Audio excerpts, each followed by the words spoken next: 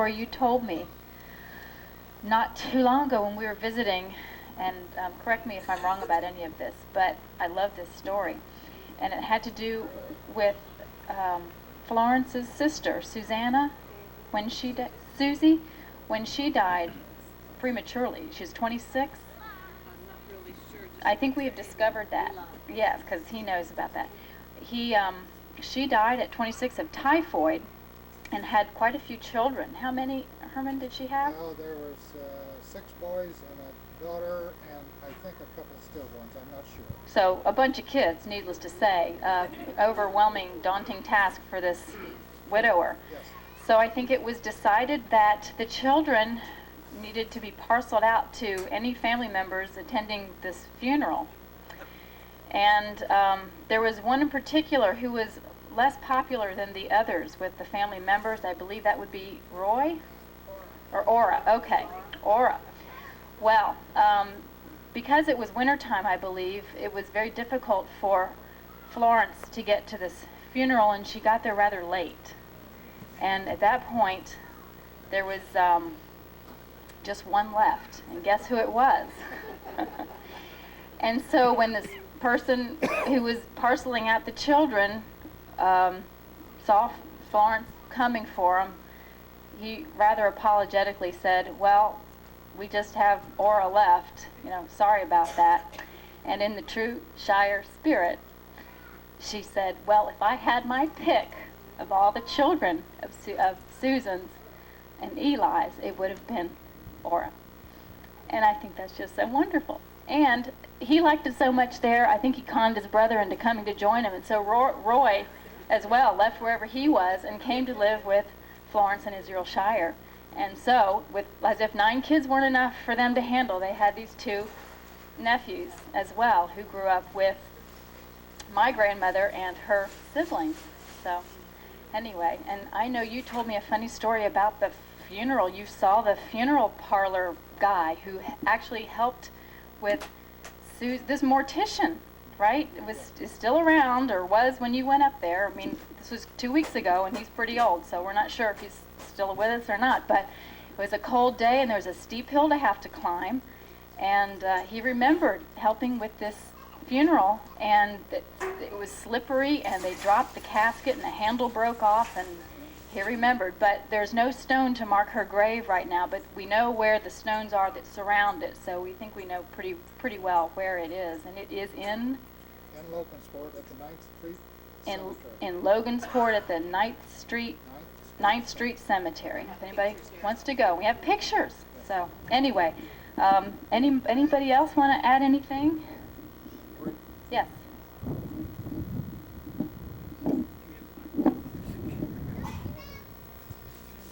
I think this is an interesting sidelight, but Grandma and Grandpa lived with Uncle Al and Beanie, 6 kids. Marion, would you or Donna, I'd like to share some of the experiences you had with 10 of you in one little house with one little bathroom while you were all young and growing up. It had to be an experience. And then we would go there on vacation. There would be as high as 15 of us at one time with one bathroom. And I know Jen talked about everybody taking their turns, getting up and going to work and going to school. Try and get it out of the bathroom in time for everybody to leave on time. I just thought that was an interesting sidelight.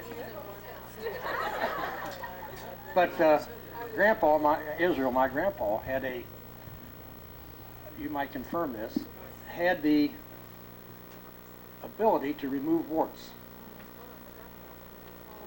He said an Indian passed that on to him, and he would rub it on your wart. There's the alkaline in the saliva. I had a big wart on the bottom of my big toe. It bothered me like the dickens. And he did that on mine, and it was there for several weeks. One day I took off my shoe and sock, and the wart had gone.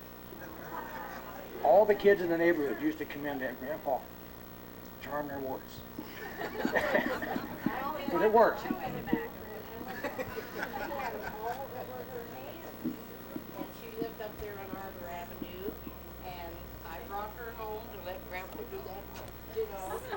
And all of her warts went away.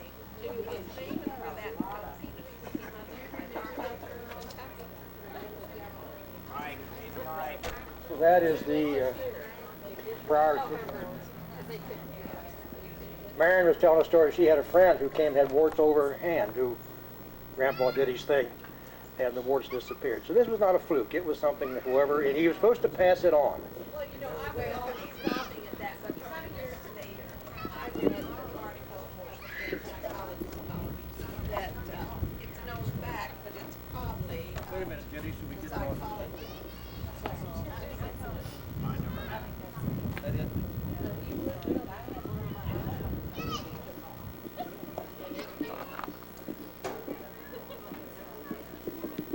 I'll keep telling stories until somebody else comes up here, because I know a lot from my grandma.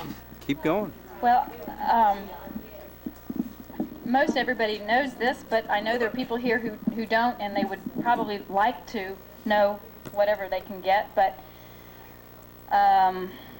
this is more recent history anyway. My grandmother, Grandma Grace Opal Shire, Brent, was widowed fairly early. I know my mother was only 2, and Uncle Walt, you were 10, and Aunt Ruthie was 6, and living in, I shouldn't be telling this, you should, living in Cincinnati at the time when he passed, and so they rented out the downstairs of the house they lived in so they could help make ends meet. I think they tried that for a couple years and decided that, I think with the urging of Uncle Chester Shire, they should sell the house and move out to the country and live on a farm. I guess you could do that a lot more cheaply there. And so that's what they did, and I think they probably lived on 3 or 4 different farms during that time. And the last farm they worked during there had just been a real bad winter storm, and Uncle Walt was married then, not living there anymore, right? And Aunt Ruthie, you weren't home. Where were you, Aunt Ruthie? I was staying at Junie's. You were staying at the Vorwercks in Dayton. This was, the farm was in Centerville. And so it was just Mom when she was about 14, and middle of the night, lots of snow on the ground, and the house caught on fire, maybe electrical fire in the walls. And Mom woke up with a terrible sore throat and didn't realize what was going on, and I guess tried to get a drink of water. Not if I'm doing this right. Okay. Well, then she went and tried to wake up Grandma, which was not easy to do. She was already kind of suffering the effects of the smoke inhalation. Managed to get her up, and had to run up the street to call the fire department because there was no phone in their own house. And, oh, Mom, help. Maybe you should be telling it. Okay. Well, the point is, the fire department couldn't find the house. The house burned down. Some people managed to get some things out. A big potted plant, or big pots. She moved it from in front of the door, and I don't believe it was, nobody was able to move it. It took 2 men to move it the next day, but she moved it by herself that night. The piano was saved. It was taken outside, and a few other things. The problem was it started to rain the next day before everything was retrieved, and the piano was ruined. Is that true? So Mom and Aunt Ruthie and Marty and Ruthie and Grace moved in, guess where? The house with 1 bathroom. The dreaded 1 bathroom house. Just what they needed. Well, luckily some of them had moved on too, but nevertheless, they still have the Shire family. There's still room for more. And so Mom lived there until she got married and moved off, and Aunt Ruthie wasn't too long in the house, and Mom and Aunt Ruthie used to talk about who was going to have to sleep on the slab at night, the cot, I guess, the rollaway cot, and it would be so cold. And I guess they would alternate who was going to have to sleep on it or not. But that's a house that I grew up going to, considering that's Grandma's house. I mean, all the Burr kids grew up to go there as Grandma's house, when actually it was, Uncle Al and Aunt Vinnie's house. But then, all the Vorwercks kids grew up there, and that's where the Florence and Israel both died, in that home, in that house, and had their funeral right there in the house. And of course, we kids had all kinds of great stories about the bat in the attic, and we used to have more fun there. Lots of fun. The park right across the street with the swings, and the Dairy Queen within walking distance. What more could a kid want? A Dairy Queen within walking distance. It was a great place to go visit. And but that's what I know in general about my grandmother's moving around and where they all lived. But there was one story, and I hope maybe somebody can correct me if I'm wrong, and I'm not real clear on it, but it's a great story anyway. So even I've embellished it a little bit. But Grandma told me once, when she was a girl of about 12 years old, there was an outbreak of consumption, I think. Is that what typhoid is? What was tuberculosis? Okay. And it was going around terribly.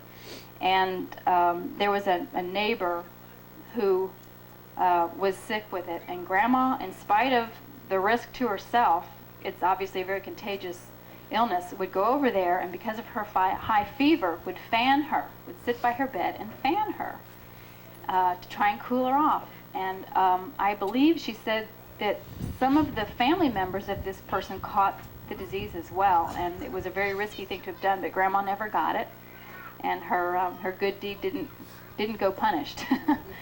But that's, again, those sorts of stories are what convinced me that the Shire family is special, and a family that needs to be remembered for all the really great things that these people were. Nobody was famous, nobody was particularly wealthy, but in this day and age when kids are revering the likes of Dennis Rodman and his ilk, it's nice to be able to point out who some real heroes are, and we're related to them. And so, anyway, please, somebody else share a story.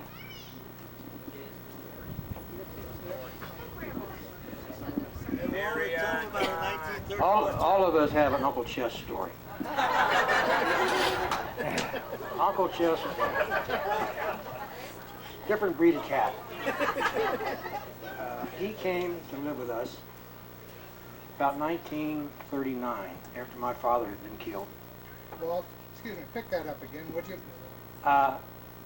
Somewhere right at the front. I didn't. Uncle Chess, I said all of us have a story. He was a different breed of cat, as I said. Just know everyone needed to have an Uncle Chess. He would come floating in from somewhere around the world. Forgive me. He was like a father to me. He taught me things that I needed as a kid.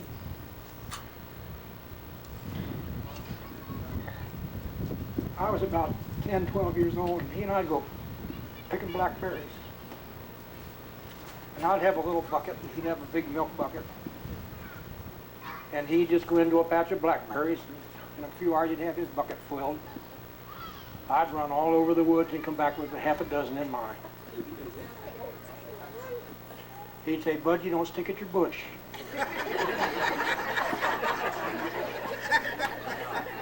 That was a principle that I learned, and it meant so much. And just to be persevere to where you are. You don't have to be famous, but just to stick at what you're doing and give it your best shot, and you'll get your bucket full. His famous phrase was, "Set your jaw." We used to saw our own firewood, and we never took a break until we got through the log. If we were hoeing corn, we never quit till we got to the other end of the row. Bob and Don used to come down. He would put us to work. I think Bobby hacked off a couple of tomato plants. Uncle Chess got on his case, and I happened to be Miss Bob. Couldn't find him anyplace. Finally, we figured out he packed his suitcase and he was going back to Dayton. We found him about a mile down the road, this little kid, dragging his suitcase going home. The story I really remembered was Aunt Beanie, who raised these 6 kids while she had multiple sclerosis, was in a period of recuperation. Had come down to the farm, and Uncle Al was there. A hot July or August evening. No air conditioning, and we were all there as kids. And someone got the bright idea, let's go swimming. So nobody had a bathing suit. So Uncle Chet said, well, I'll go into Williamsburg to the general store and I'll get you ladies some bathing suits. The rest of us just wear our blue jeans. Now Aunt Beanie and Mom were both well endowed. And Uncle Ches came back with these black wool bathing suits that had the hole in the side, and a scoop front and a scoop back. Well, we were all in the car waiting, and no, they didn't come out. They didn't come out. And Uncle Al went upstairs, and they were both hysterical. They had both put on these bathing suits backwards.